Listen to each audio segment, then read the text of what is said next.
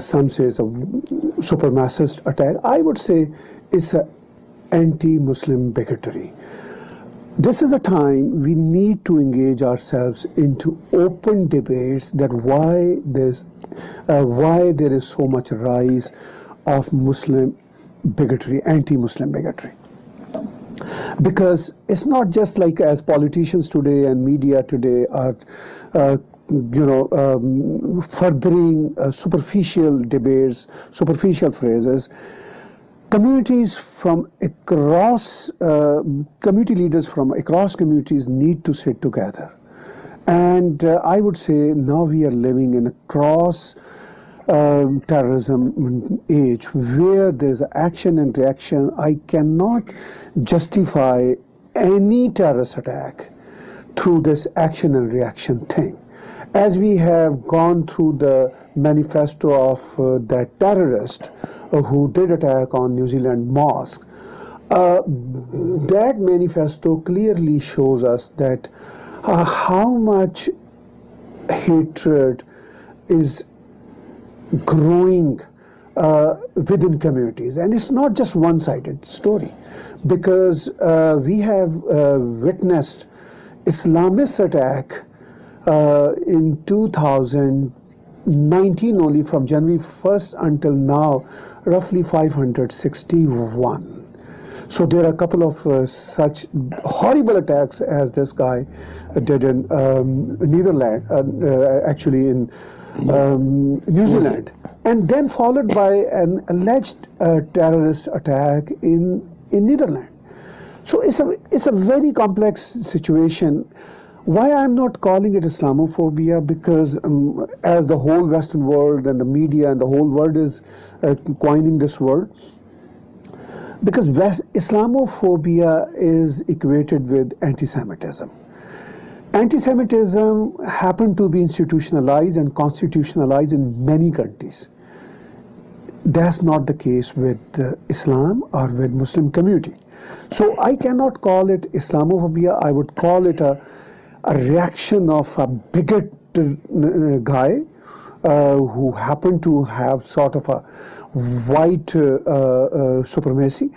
I wouldn't say white nationalism. You know, I'm not against positive kind of a nationalism.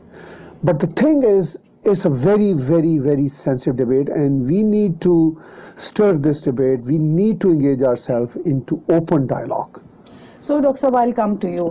When we see this kind of different kind of feedback from that, yes, it's a very, very sad situation. But how it is affecting us in Canada, and what do you think in global situation? How should we take it? What is your take on that? Halima ji, thank you very much firstly to inviting me, and welcome the viewers. As Tahir said, any kind of extremism I don't like. That's my personal view. Extremism actually divide the society. I personally feel that ultimately the rightist element in any society, whether it is in white, Hindu, Muslim or Sikh, they are bound to rise when they are suffering at the hands of one community for the last 20, 30, 40 years. Some people can say no, that the white community, supremacists, especially Americans, they have done a lot in Afghanistan, in Iraq and other things, and that's how people have become against so-called white community or Christian community. Now, this division will not lead for the betterment of the humanity. That's number one. Number two, when these kinds of attacks come, whether it is possible in future with the dialogue we can stop it or not, my view is no. Unless and until the particular forces from one community, especially from Muslim community, start coming out openly and condemn all kind of terrorism. I have not seen most of the people when there are terrorist attacks.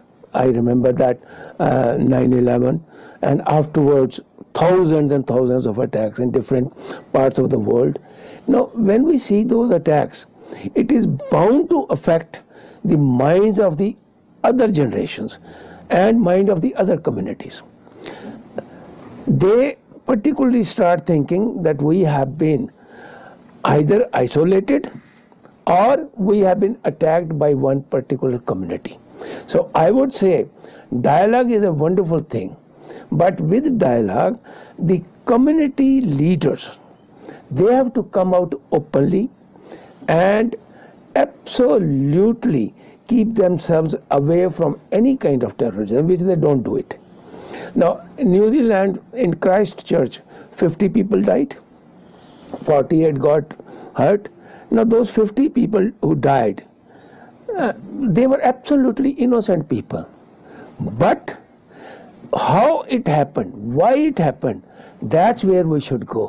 Why the white community as such, so-called, people are calling them, now they have become extreme rightists, they are becoming like Hitler, Mussolini. I don't know about that. But we have seen that kind of a movement coming up in Europe, near about in every country. We have seen in France, we have seen in Germany, we have seen in other parts of Europe.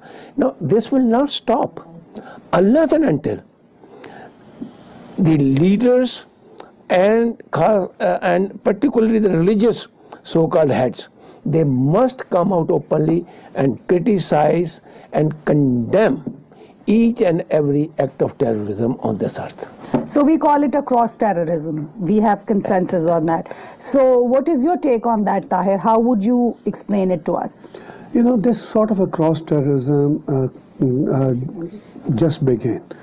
And we have to stop it right from the beginning.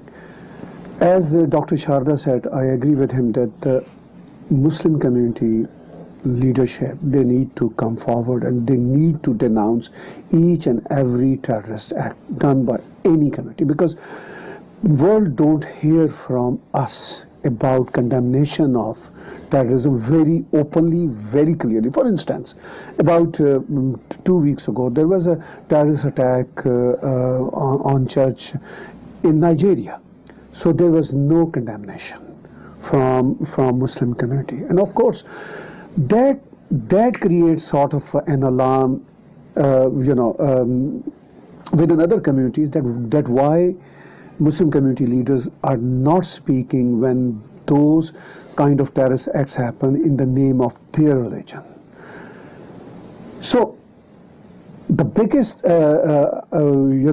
debate I can generate here, based on that New Zealand terrorist attack, the whole Western world got united against that terrorist.